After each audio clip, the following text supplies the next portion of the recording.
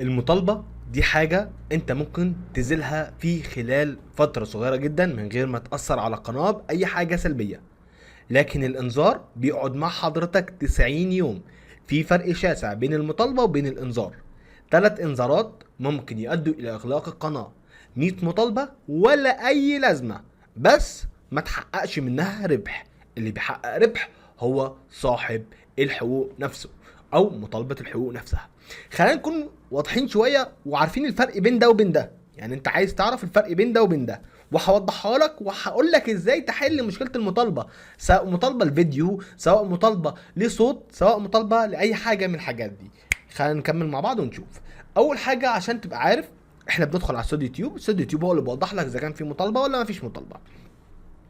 هنا بالشكل اللي قدامك مفيش اي مطالبه. ليه؟ هقول لك ليه. ماشي، تعالى معايا تاني وشوف هنا، وادخل على استوديو يوتيوب. دي قناه تانيه. في هنا مخالفة. اشمعنى المخالفة ظهرت هنا وهنا ما ظهرش المطالبة، بالرغم من ان المطالبة بتظهر هنا؟ ده فايدة ان احنا قلنا نحط الفيديو بتاعنا غير مدرج لمدة ساعة، ساعتين، 3، 4، او لفترة طويلة شوية، علشان يبان هل المحتوى ده عليه حقوق ولا لا، ما من قيود او يتضمن قيود ولا لا. وده اللي حصل معانا. احنا نزلنا فيديو وخلينا الفيديو يفضل موجود على القناه لمده يوم، وبدانا نشوف هل يتضمن الفيديو مطالبه ولا مش مطالبه. المطالبه دي ممكن على فيديو، ممكن على صوت. هنعرف ازاي؟ بس خد بالك، لو على فيديو يبقى لازم تقص الفيديو او تعمل تعتيم، بس الاحسن لك انك تقص الفيديو. ماشي. والحاجه التانيه وهي لو صوت، والصوت انك تغير الصوت. هناخد بالنا من ده ومن ده. ماشي. اما بالنسبه للانذار، فالانذار بيقعد مع حضرتك. تعالى بص اهو، ده الانذار. لو جينا بصينا، ده قناه رخمه اسمها المتوحد فكره، كان خدت منها فيديو ونزلته على القناه، وحسبي الله ونعم الوكيل فيه. المهم الانذار ده قعد معايا فتره طويله جدا، من يوم 17 سبتمبر هيخلص.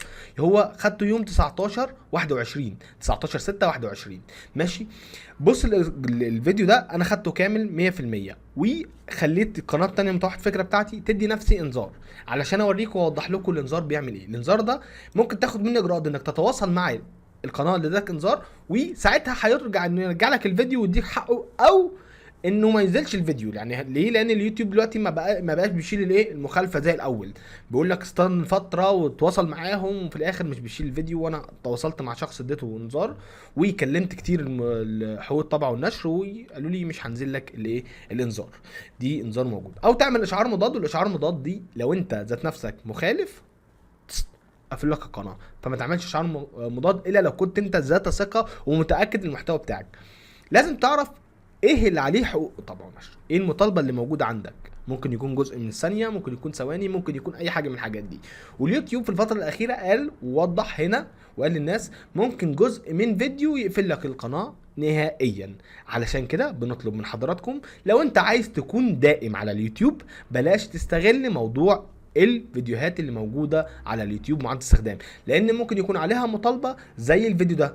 انا جايبه من معاد استخدام، ماشي، وطلع عليه مطالبه. علشان كده بقول لحضرتك بلاش معاد استخدام، لانه ممكن يكون واحد حاطه معاد استخدام ويكون عليه مطالبه، فانت تلبس المطالبه بناء عليه، او ممكن يكون الشخص التاني رخم ويديك مخالفه.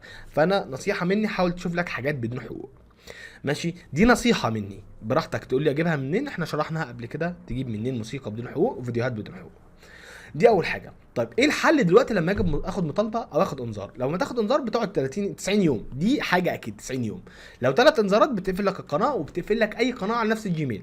علشان كده بقول لك حاول تكون فيديوهاتك حصريه. طيب بنعمل ايه بعد كده؟ بنيجي لو احنا عندنا انذار بيجي لنا الاجراءات دي ونبدا نتم، وان شاء الله هنشرحها بالتفصيل بعد 69 يوم. ماشي. وده انذار مدته 90 يوم، فات منه المده المطلوبه اللي هي بالتالي 21 يوم، ويتفضل 69 يوم. وتم الكشف عنه يدويا، لان انا بعت ايه، يدوي، مش بحوض طبع والنشر اللي هي الايه، الاداه بتاعتهم دي، مش بالاداه بتاعتهم. طيب دلوقتي لو احنا عندنا مطالبه بقى نعمل ايه؟ تعال عشان تفهم بالراحه وبالتفصيل. لو عندك مطالبه، في مطالبه الفيديو، في مطالبه الصوت. المطالبه الفيديو بيبقى تضغط هنا وتعمل اطلاع على التفاصيل، وتيجي تعمل اتخاذ الاجراء، يقول لك قطع وازاله المحتوى. دي معناها كده ان هو فيديو، ده فيديو، فتعمل كده وتعمل متابعه.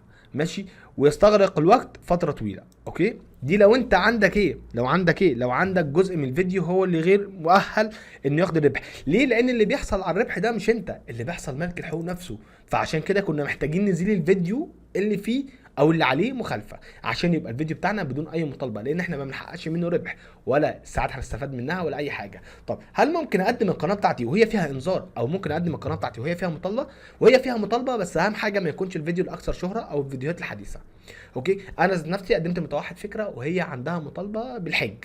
كنت رايح الحج وسجلت الله اكبر الله اكبر كبيره ونزلتها، ولا قدر الله والحمد لله قدمت المراجعه وهي فيها المطالبه، والحمد لله جالي علامه صفراء وما جاليش ان انا احقق منها ربح، والحمد لله ما فيش اي مشكله.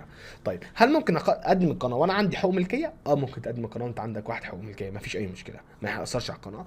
بس الافضل ليك انك تستنى لغايه لما تعدي المهله دي عشان تدخل وانت نضيف، ودي حاجه حلوه جدا. في فرق بين لما يكون واحد عليه يعني الراجل ده مشاكس فيفضلوا يبصوا عليه مثلا لو انت بتتكلم مع واحد في وشه بشله وهو محترم بس في وشه بشله، تستناه لما يتكلموا ولا استنى ما يعمل عمليه تجميل وتكلمه اللي هنا هيبقى احسن؟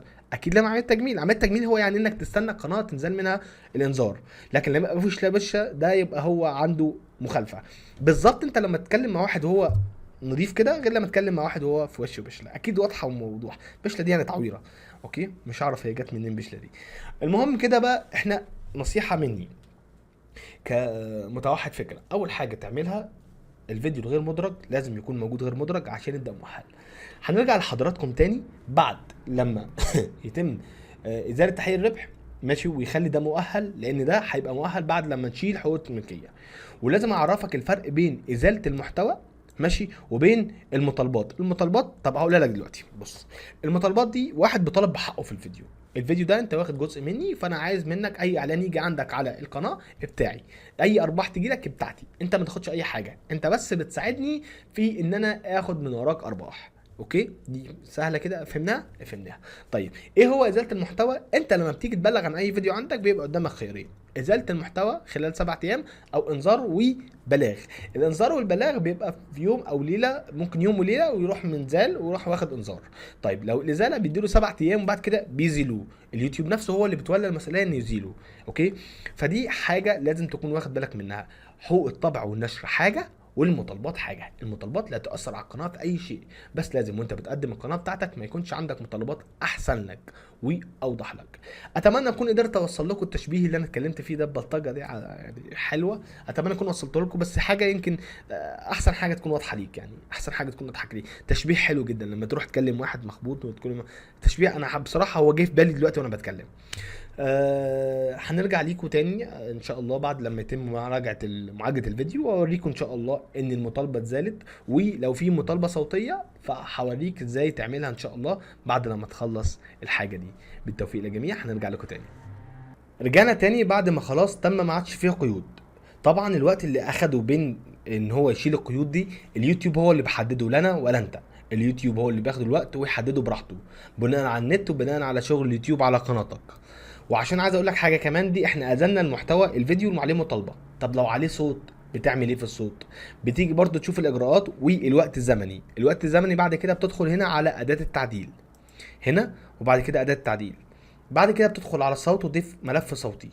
اوكي، بعد كده بتبدا تختار من هنا. طبعا لو انت حاطط حاجه قبل كده ممكن تنزلها اهو وتضيف غيرها، بص اهو، وتبدا تحدد المساحه اللي انت عايزها موجوده قد ايه وفي الوقت اللي هون والمناسب. تشوف الوقت من هنا، دي مثلا دقيقه، دي 7 دقائق، 4 دقائق، 9 دقائق، وتبدا تحطها في المكان المناسب لحضرتك. اوكي، ودي بيشوف مع حضرتك مدى الصوت، عليه الصوت لو هو عالي او واطي، عايزه واطي عايزه عالي حسب اللي انت عايزه واللي موجود فيه. ولو عايز تزيله تاني بتعمل ازاله اهو، وبياخد برضو فتره من الوقت عشان يرجع تاني. دي لو انت عندك حقوق او مطالبه صوتيه.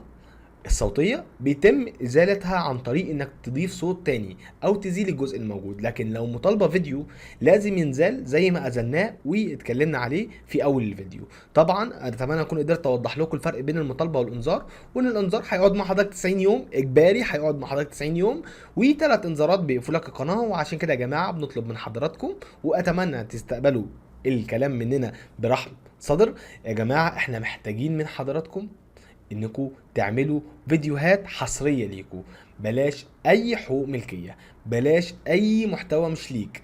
اعتمد ان ده اسلوبك بعد كده في الشغل على القناة، علشان تبعد عن اي مخالفات. يا جماعة ملخصات الكورة مش حاجة حلوة، يا جماعة اي محتوى مسروق للمسلسلات مش حاجة حلوة، ده كله اخرك مؤقت على اليوتيوب.